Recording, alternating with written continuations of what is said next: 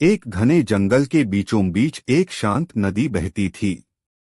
नदी का पानी इतना साफ था कि उसमें आसमान और पेड़ों की परछाइयां साफ दिखाई देती थीं। उसी नदी के किनारे एक छोटे से कुटिया में एक संत रहते थे।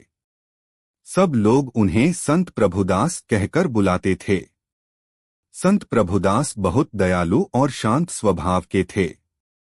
जंगल के जानवर भी उनसे डरते नहीं थे। हिरण उनके पास आकर बैठ जाते, पक्षी उनकी कुटिया की छत पर गाना गाते और बंदर उनके लिए फल तोड़ लाते। एक दिन पास के गांव में भयंकर सूखा पड़ गया।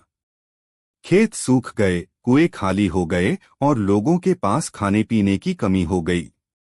गांव वाले परेशान होकर संत प्रभुदास के पास पहुंचे। गांव के मुखिया ने हाथ जोड़कर कहा, महाराज हमें बचाइए। बारिश नहीं हो रही, बच्चे भूखे हैं। संत प्रभुदास मुस्कुराए और बोले, प्रकृति तभी खुश होती है जब मनुष्य उसका सम्मान करता है। तुम लोगों ने जंगल के पेड़ काटे, नदी को गंदा किया। पहले प्रकृति से माफी मांगो। गांव वालों को अपनी गलती समझ आ गई। अगले ही दिन सबने मिलकर नदी साफ की, नए पेड़ लगाए और जंगल की रक्षा करने का वचन लिया। उस रात संत प्रभुदास नदी किनारे ध्यान लगाने बैठे। अचानक आसमान में बादल घिर आए और जोरदार बारिश शुरू हो गई।